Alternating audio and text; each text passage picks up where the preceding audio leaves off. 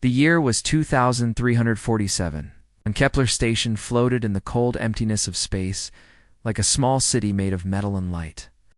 It orbited a barren moon called Ver X7, far from Earth, far from the busy trade routes, far from everything that mattered to most people. But to the 2,400 souls who lived there, it was home. Commander Linda Shaw stood at the observation window of her office, watching the stars. She was a woman of 43 years, with short gray hair and tired eyes that had seen too much paperwork and too few sunsets. She had been running this station for 6 years now, and she knew every corridor, every maintenance shaft, every face that passed her in the hallways. Kepler Station was not a military base. It was a research and mining outpost filled with scientists who studied the strange rocks of Ver X7, engineers who kept the station running, miners who extracted valuable minerals from the moon below, and their families. Yes, families.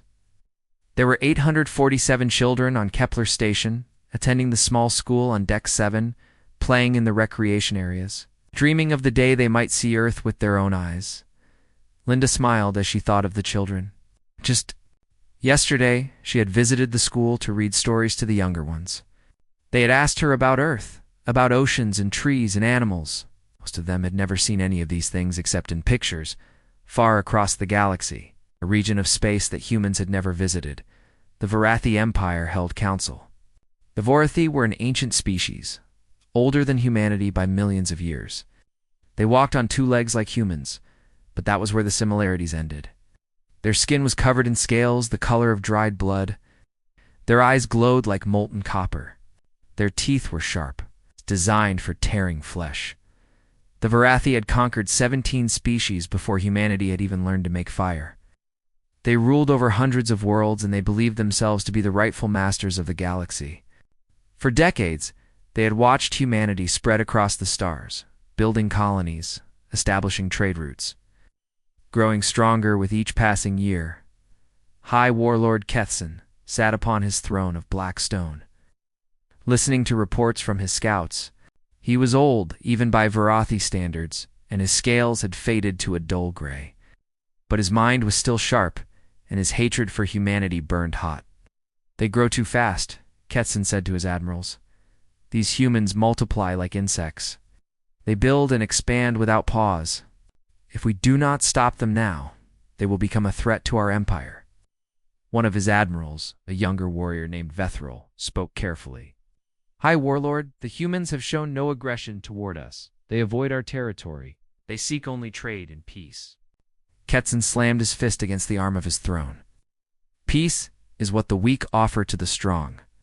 These humans pretend to be harmless, but I see what they truly are.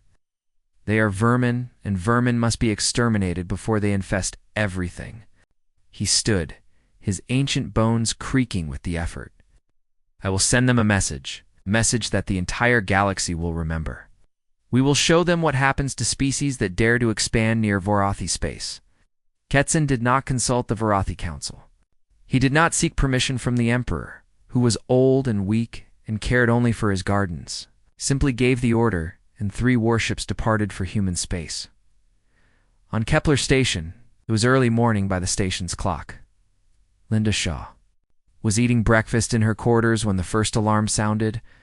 She dropped her coffee cup and ran to the command deck, her heart pounding in her chest. "Report," she ordered as she burst through the doors. Her sensor officer, a young man named Danny Chen, looked up with fear in his eyes. "3 ships just dropped out of hyperspace, Commander. They're not responding to our hails." "Configuration is, Commander. They're Varathi warships." Linda felt her blood turn to ice. The Varathi had never come this far into human space before. There had been small conflicts on the border, yes, but nothing like this. Try hailing them again. All frequencies. "I'm trying, Commander. No response." On the main view screen, Linda watched the 3 Varathi ships approach. They were ugly vessels, all sharp angles and dark metal, bristling with weapons. They moved with a purpose that made her stomach turn. "Commander," Danny said, his voice shaking. "They're charging weapons." Linda grabbed the emergency communication console. She had to warn Earth. She had to tell someone what was happening. "This is Kepler Station to Earth Command. They're under attack. Varathi vessels. 3 of them. No warning. No communication. There, the first blast hit the station like the fist of an angry god. The entire structure shook, and Linda was thrown to the floor. Alarms screamed. Lights flickered. Somewhere? In the distance, she heard the terrible sound of metal tearing apart. She pulled herself back to the console, blood running from a cut on her forehead. "This is Kepler Station. We're under attack. Varathi vessels. No warning. They're killing everyone. God help us." The Varathi ships did not demand surrender. They did not ask for negotiations. They simply fired, again and again, tearing the station apart piece by piece. Deck after deck was destroyed. The school on Deck 7 was hit within the first 10 minutes, killing everyone inside in an instant. Linda Shaw stood at her post until the end, trying to coordinate evacuation efforts that were doomed from the start. There were not enough escape pods. There was not enough time. Varathi were not trying to capture the station or take prisoners. They were trying to erase it from existence. The attack lasted 47 minutes. When it was over, Kepler Station was nothing but a field of burning debris floating in the cold darkness of space. There were no survivors. Not a single escape pod had made it to safety. Not a single distress signal had been answered. Among the wreckage floated the bodies of scientists who had dreamed of discovery, engineers who had kept the lights on, miners who had worked hard to support their families, and among them floated the bodies of 847 children who would never see Earth, never feel grass beneath their feet, never grow up to become the people they were meant to be. The distress call that Linda Shaw had sent reached Earth 3 days later. It traveled across the vast emptiness of space, a tiny signal carrying news of horror and death. When it arrived, it would change everything. On the bridge of his flagship, High Warlord Ketsin watched the destruction of Kepler Station with satisfaction. "Send word to all Varathi worlds," he commanded. "The message has been delivered. Humans will learn their place, or they will be destroyed." He believed that humanity would cower.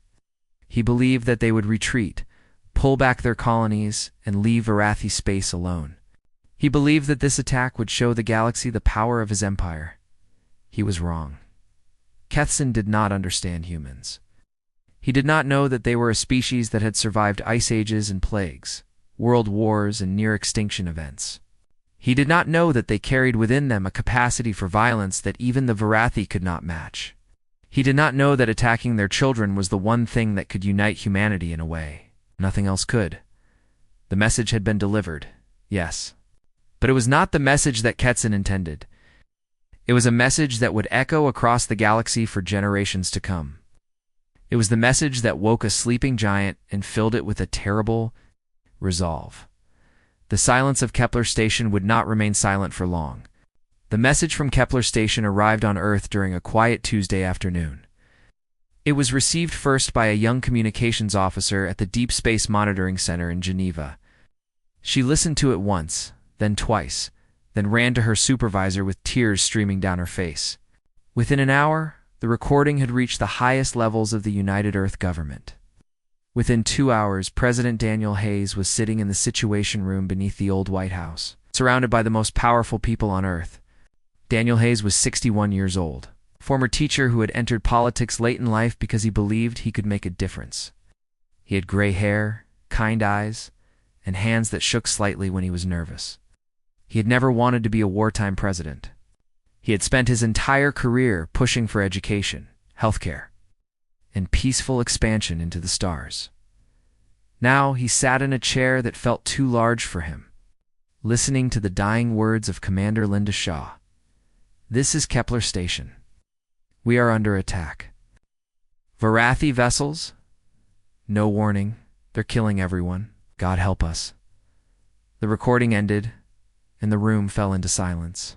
Around the table sat Admiral Catherine Price, commander of the Earth Defense Fleet. She was a tall woman, with steel-gray hair pulled back in a tight bun. Her face showed no emotion, but her hands were clenched into fists beneath the table. Next to her sat General Marcus Cole of the Marine Corps, a broad-shouldered man with a shaved head and scars on his face from battles fought long ago. Secretary of Defense Victor Ruiz sat across from him, his dark eyes filled with a mixture of grief and rage. 2,400 people, Victor said quietly, including families, including children. 847 children, Admiral Price added. The station had a school, a playground, a nursery for infants. President Hayes closed his eyes. He thought of his own grandchildren, safe at home in New Washington, playing in their backyard. He thought of the parents on Kepler Station who had watched their children die. He thought of the children themselves who had done nothing wrong except exist in a universe that contained creatures like the Varathi. Why? He asked. Why would they do this? We've never attacked them. We've avoided their territory. We've done everything possible to maintain peace. Intelligence Director Paul Bennett pulled up a holographic display showing the known territories of the Varathi Empire. Our analysts believe High Warlord Kethson acted without authorization from the Varathi Council. He's a hardliner, a believer in Varathi's superiority. He sees humanity's expansion as a threat to his empire's dominance. So this was unauthorized, Hayes said. A rogue action, sir. But the Varathi government has not condemned it. They have not apologized. They have not offered any explanation or compensation. Bennett paused. In fact, their official channels have gone completely silent. We believe they are waiting to see how we respond. General Cole leaned forward. Sir, what are our military options? Admiral Price answered before the president could speak. We have 3 carrier groups that could reach Varathi space within 2 weeks. We also have a significant number of destroyers and cruisers stationed at various colonies. However, the Varathi fleet outnumbers us by a considerable margin. A direct confrontation would be costly. We would likely lose. So we do nothing? Victor demanded. We let them murder our people and we just accept it? I didn't say that, Price replied coldly. I said a direct confrontation would be costly. I'm suggesting we consider alternatives. Hayes looked at her. What alternatives, Admiral? Price stood and walked to the holographic display. She zoomed in on a single planet, a world of blue oceans and green continents. This is Kethra Prime, the Varathi homeworld. Population, approximately 4 billion.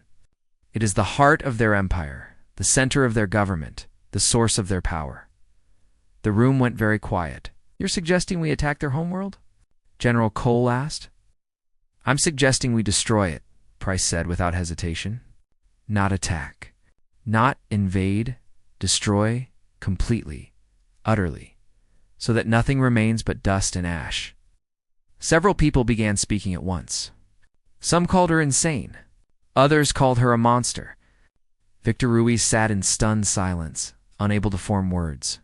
But President Hayes raised his hand, and the room fell silent. Admiral, he said slowly, you're talking about killing 4 billion people. Yes, sir. I am. That's genocide. Yes, sir. It is. Hayes stared at her. How can you stand there and propose genocide as if you're discussing a budget amendment? Price turned to face him, and for the first time, emotion showed on her face. It was not anger or hatred. It was sorrow. Deep, profound sorrow. Mr. President, I have served in the Earth Defense Fleet for 37 years. I have dedicated my entire life to protecting humanity. I have watched friends die in border skirmishes with species who thought we were weak. I have written letters to families telling them their loved ones would not be coming home. I know the cost of war better than anyone in this room. She paused, gathering herself. What the Varathi did to Kepler Station was not an act of war. It was an act of extermination. They did not attack a military target. They attacked civilians. They killed children. And they did it without warning, without provocation, without any attempt at communication. They wanted to send a message to humanity. They wanted us to be afraid. Price walked slowly around the table, looking each person in the eye. If we respond proportionally, if we attack one of their military bases or destroy a few of their ships, they will see it as a cost of doing business. They will continue to believe that humans are weak, that we can be intimidated, and they will attack again.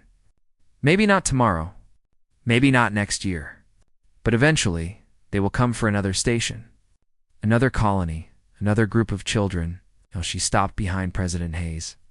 But if we destroy their homeworld, if we erase it from the galaxy as completely as they erased Kepler Station, the message we send will be very different. Every species in the galaxy will understand that attacking humanity is not just dangerous, it is suicidal. It means extinction, not war, not conflict. Extinction. Hayes sat in silence for a long time. The weight of the decision pressed down on him like a physical force. 4 billion lives. That was what he was being asked to end. 4 billion Varathi, most of whom had probably never heard of Kepler Station. Most of whom had done nothing wrong. But then he thought of the 847 children who had done nothing wrong either. He thought of their parents, watching helplessly as their world was torn apart. He thought of the message that Commander Linda Shaw had sent, her voice steady even as death came for her. "God help us," he whispered. Then louder, "Admiral Price, how would we do this? Do we even have the capability?" Price nodded slowly. "Yes, sir, we do. There is something I need to show you." Hayes looked around the table at the faces of his advisors. Some were pale with shock. Others were grim with determination. But none of them argued further. They all understood, even if they didn't want to admit it, that Price was right. Half measures would not protect humanity. Only absolute devastation would send the message that needed to be sent. "Show me," Hayes said. "And God forgive us for what we're about to do." The decision was made. The path was chosen. And 4 billion Varathi, who went about their daily lives not knowing what was coming, had just been condemned to death by a soft-spoken former teacher, who had never wanted to be a wartime president. History would judge them all. But that was a problem for another day.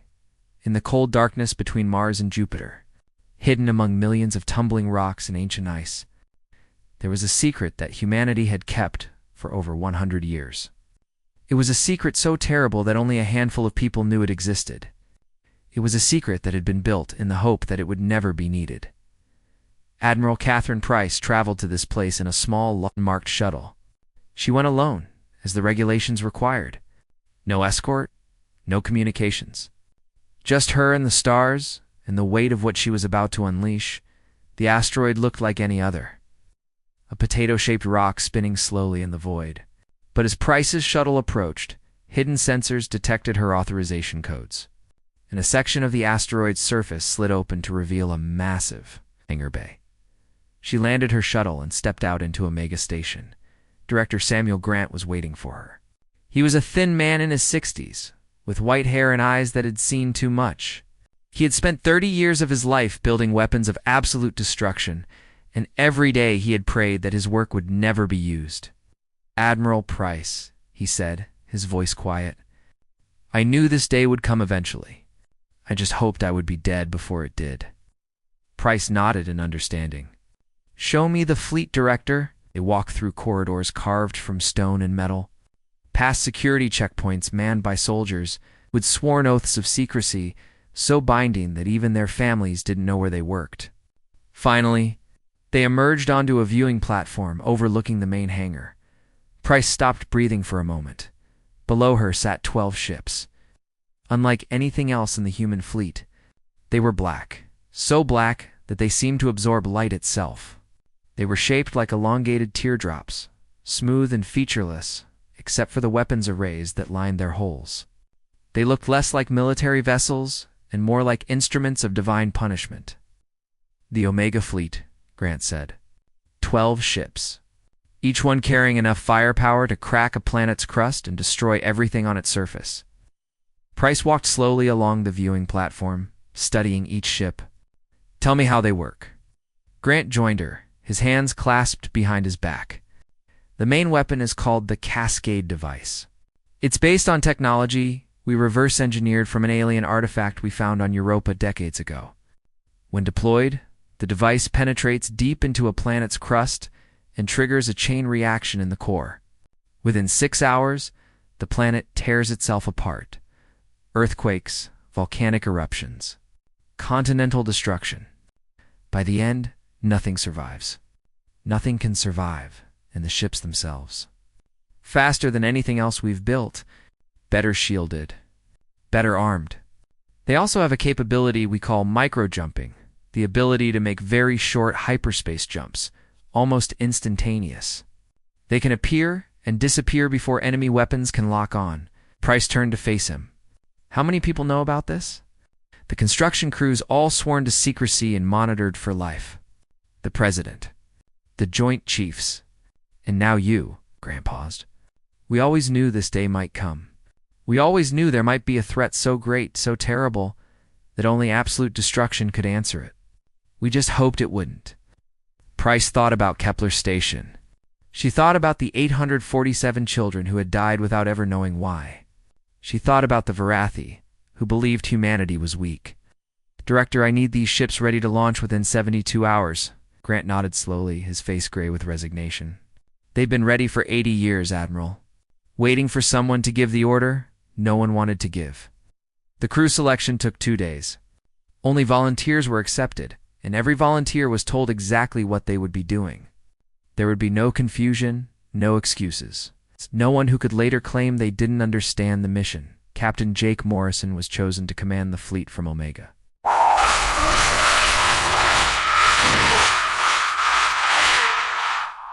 He was 45 years old. A decorated veteran of the border conflicts with various hostile species, he had served with distinction for 20 years, earning medals for bravery and leadership. But none of that was why he was chosen. Jake Morrison had a sister named Amy who worked as a teacher on Kepler Station. She had been in the school when the Varathi attacked. She had died trying to protect her students, leading them toward an emergency shelter that they never reached. When Morrison learned of her death, he had not cried. He had not screamed. He had simply walked to the recruitment office and volunteered for whatever mission would hurt the Varathi the most.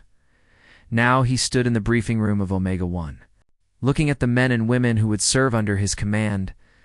They came from all branches of the military, all parts of Earth and its colonies. Some had lost family at Kepler Station. Others simply understood that what they were about to do was necessary. I'm not going to lie to you, Morrison said, his voice steady. What we're about to do will haunt us for the rest of our lives. We are going to kill 4 billion people. Men, women, children. Most of them have never heard of Kepler Station. Most of them have done nothing wrong except being born Varathi. He paused, letting his words sink in. But here's what I want you to remember. Remember the 847 children who died on Kepler Station? Remember that they were sleeping, playing, learning when the Varathi came. Remember that the Varathi gave no warning, no chance to surrender, no mercy. Morrison looked at each crew member in turn. We are not murderers. We are not monsters. We are the consequences of their actions. The Varathi made a choice when they attacked Kepler Station. They chose to declare war on humanity. They chose to kill our children. They chose to show us that they see us as nothing more than insects to be crushed. His voice grew harder. We did not start this, but we will end it. When we are done, the galaxy will understand one simple truth. You do not attack humanity's children. You do not kill our innocent. Because if you do, we will not stop until your entire civilization is dust and memory. The crew stood at attention, their faces hard with determination. They knew what they were signing up for. They knew the cost, both to the enemy and to their own souls. But they also knew that some prices had to be paid. At midnight, Earth Standard Time, the Black Fleet launched.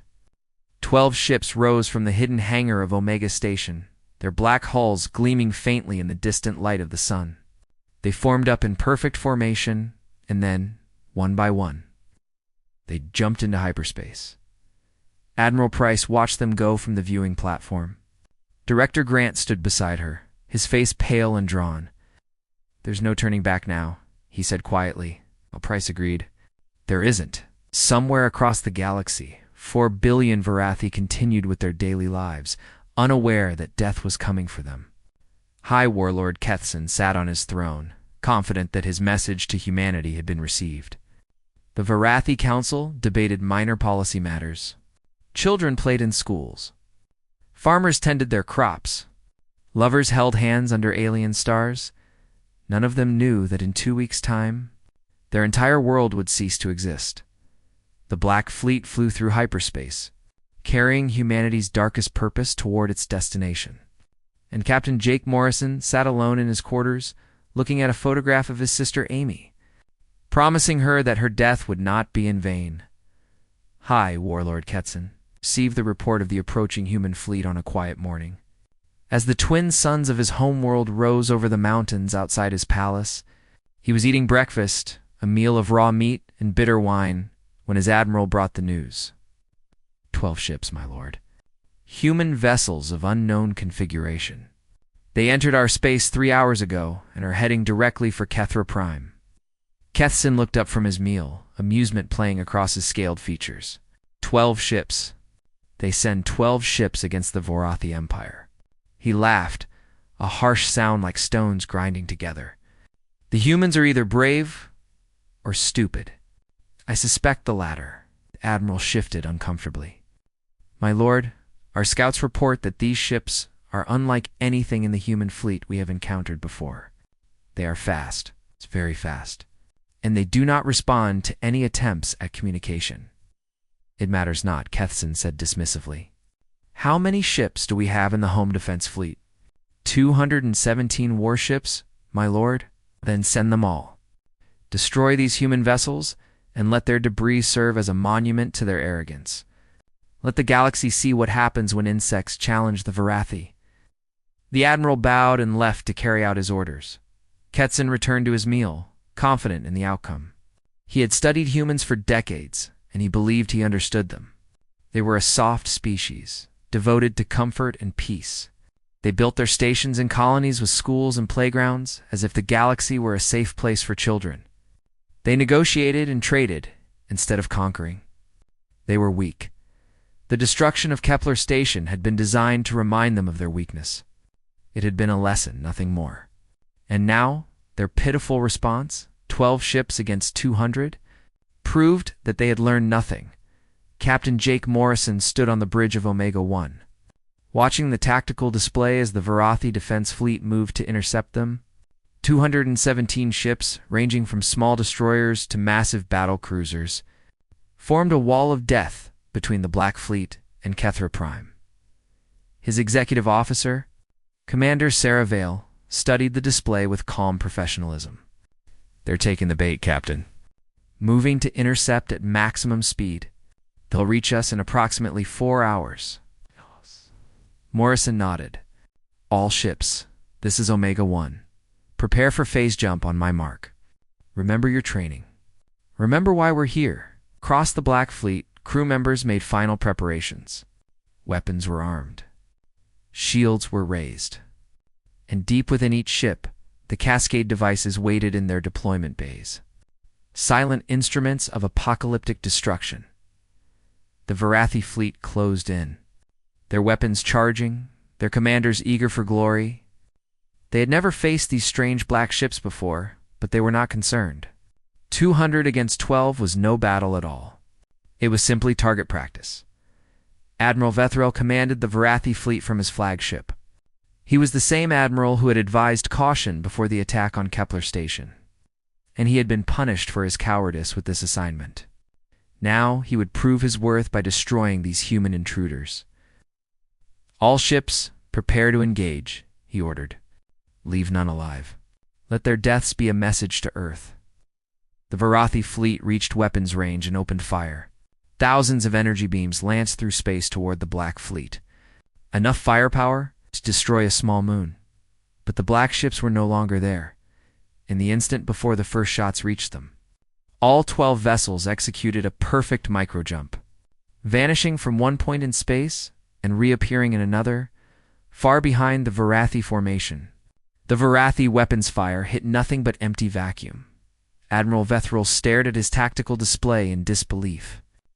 "Where did they go?" "Find them." "Sir," his sensor officer reported, voice trembling, "they've jumped.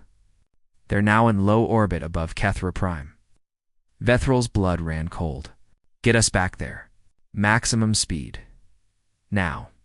But it was already too late. Captain Morrison looked down at the Vorathi. Homeworld through the view screen of Omega-1. It was beautiful in its way. Blue oceans. Green countenance. White clouds drifting across the atmosphere. Cities glittering on the surface, visible even from orbit. 4 billion lives, going about their daily existence. Unaware that their final hours had begun, he opened a communication channel that broadcast across all Vorathi frequencies. Every ship, every station, every device on the planet below would hear his words. This is Captain Jake Morrison of the United Earth Navy. 3 days ago, your forces attacked Kepler Station and murdered 2,400 civilians, including 847 children. You gave no warning.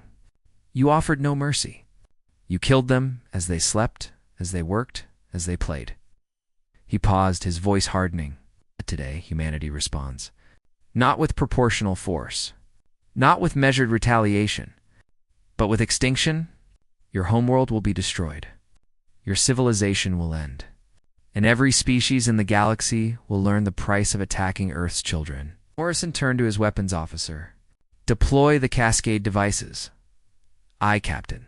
Deploying. 12 pods fell from the Black Fleet toward the planet below. They were small, no larger than escape capsules, but they carried technology that could end worlds. They punched through the atmosphere, leaving trails of fire across the sky. They impacted the surface, penetrating deep into the planet's crust before activating.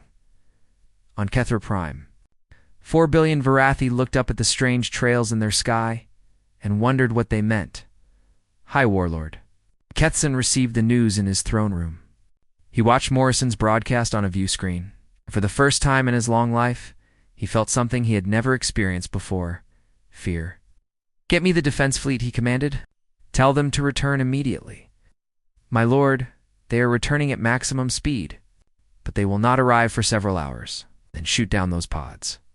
Use planetary defense weapons. We've tried, my lord. They're too fast. They've already impacted. Kethson stood frozen as the first tremors began. The floor beneath his feet shook. Through the windows of his palace, he could see the mountains in the distance starting to crack. Smoke began to rise from fissures that had not existed moments before. The Cascade devices were doing their work. Deep within the planet, the chain reaction had begun. The devices disrupted the delicate balance of pressure and heat that kept Kethra Prime stable. Magma chambers that had been dormant for millions of years suddenly awakened. Tectonic plates that had been still began to shift. The planet's core itself began to destabilize. Within an hour, earthquakes were ravaging every continent. Cities crumbled, mountains collapsed. Oceans surged inland as the very ground buckled and heaved. Within 2 hours, volcanoes were erupting across the planet. The sky turned black with ash. The temperature began to rise as the atmosphere filled with toxic gases. Within 4 hours, the planet's magnetic field collapsed. Without this protection, deadly radiation from the twin suns began to bombard the surface. Anyone who had survived the earthquakes and volcanoes now faced a death. That was slower but no less certain. Kethson watched from his throne room as his world died. The walls cracked around him. The ceiling began to collapse. Through the shattered windows, he could see rivers of lava flowing through what had once been his capital city. Why? He asked, though no one was left to hear him. We are Vorathi. We are the masters of the galaxy. How can this be happening? The answer came from the view screen, which still showed Captain Morrison's face. Because you attacked our children, Morrison said, as if he could hear the question. And humanity never forgets. When the Vorathi defense fleet finally arrived, there was nothing left to defend. Kethra Prime was tearing itself apart, continents splitting, oceans boiling away. The entire planet crumbling into a mass of molten rock and debris. Admiral Vethril watched in horror as his homeworld died. 4 billion of his people, including his mate and his children, were gone. Everything the Vorathi had built over millions of years was ending. The Black Fleet was already gone. Having jumped to hyperspace the moment the Cascade devices were deployed, they were returning to Earth, their mission complete. Captain Morrison sat alone in his quarters. a photograph of his sister in his hands. He had done what he came to do. He had avenged Amy and the 847 children of Kepler Station. He had sent a message to the galaxy that would never be forgotten. But as he looked at his sister's smiling face, he felt no satisfaction, no triumph.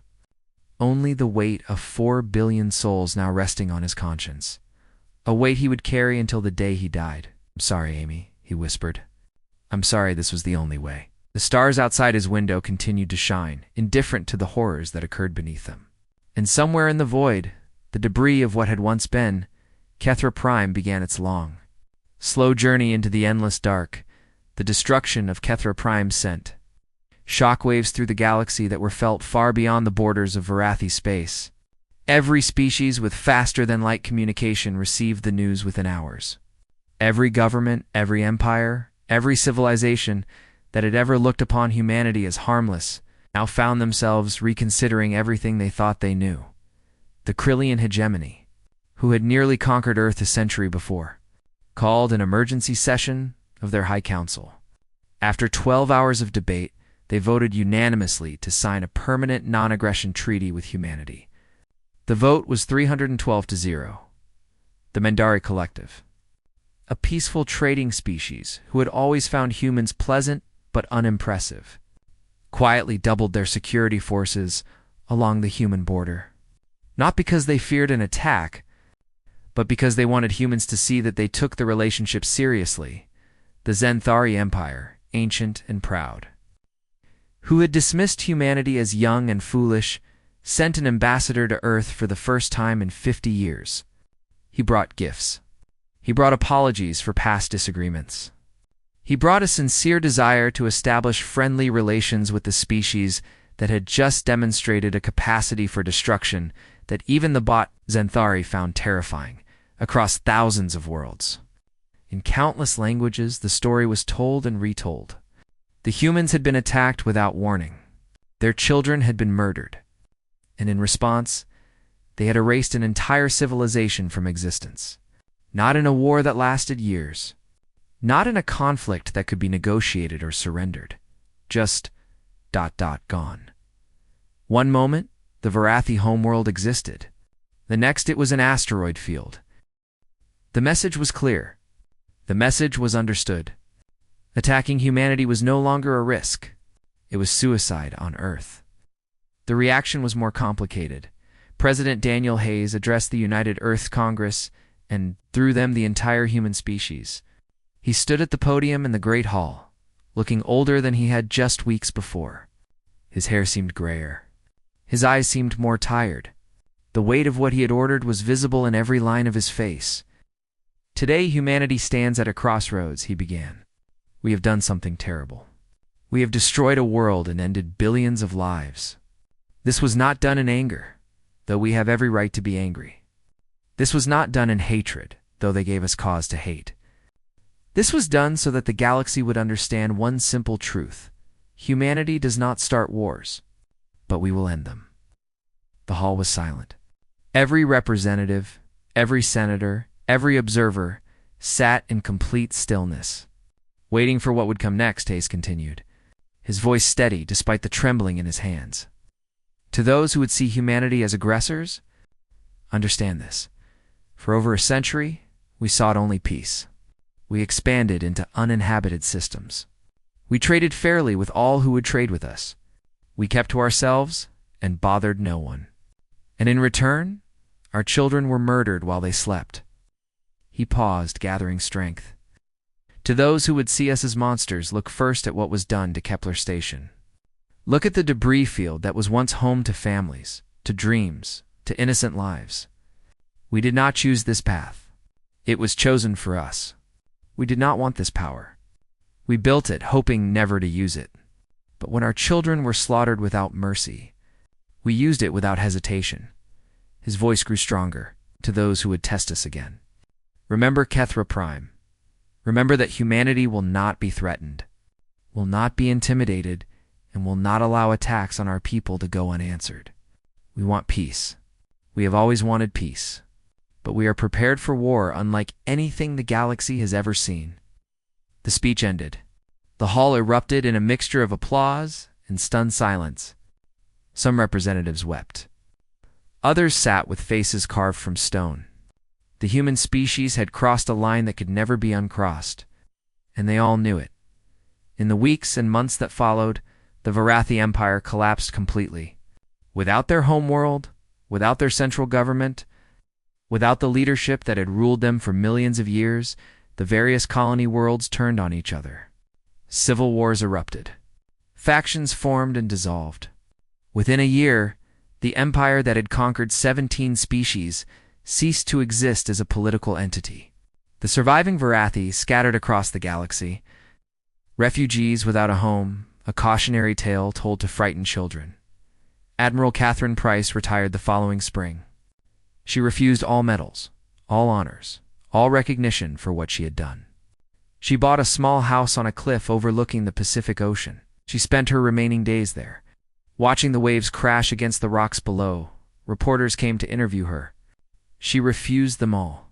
Politicians came to consult with her. She turned them away. Even President Hayes, in the final months of his term, came to visit her. They sat together on her porch, watching the sunset, and spoke of things that neither would ever share with anyone else.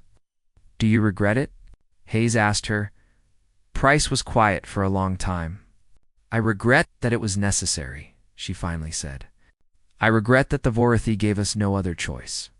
I regret that humanity now knows what it is capable of. But regret accomplishing the mission? No, I would do it again if I had to. I pray I never have to." Captain Jake Morrison and the crews of the Black Fleet were given medals in a private ceremony that was never announced to the public. Their names were never released. Their faces were never shown. They returned to regular duties, scattered across the human fleet. Carrying their secret with them, Morrison himself continued to serve for another 15 years before retiring. He never married. He never had children. He spent his final years on a small colony world at the edge of human space, teaching young pilots how to fly and never speaking of what he had done. On the anniversary of the Kepler station attack, a memorial was dedicated in the heart of New Washington.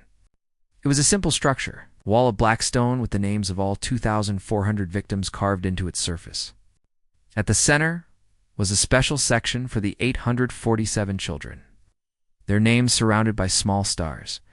At the base of the memorial, a simple inscription read, "They were the reason. Never again." Every year, on that anniversary, people came from all across Earth and its colonies to lay flowers at the memorial. They came to remember those who had died, and they came to remember what humanity had done in response. Some came in pride. Others came in shame. Most came simply to stand in silence and reflect on what it meant to be human. Across the galaxy, species that had once considered humanity weak now spoke of them in hushed tones. The humans, they said, were not warriors. They were not conquerors. They were gardeners who tended their little corner of the universe with care and patience. They built schools and hospitals. They traded fairly and kept their word. They were, by all appearances, a gentle species. But woe to anyone who trampled their garden. For the gardeners kept a fire burning in their hearts, a fire that could consume worlds. They had proven this once, and the galaxy believed they would prove it again if necessary. The universe, it seemed, had finally learned to let humanity be, and humanity, for better or worse, had learned what it was capable of becoming. They had looked into the darkness within themselves and had not flinched. They had done the unthinkable to protect their own. And now they carried that knowledge with them, a burden and a warning. As they continued their journey among the stars, the children of Kepler Station were gone. Nothing could bring them back.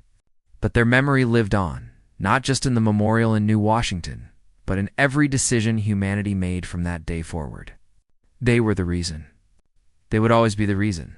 And as long as humanity remembered them, as long as the galaxy remembered, Kethra Prime, peace would endure. Not because the galaxy had grown kinder, not because the universe had become safer, but because everyone, everywhere, now understood the price of making humanity angry.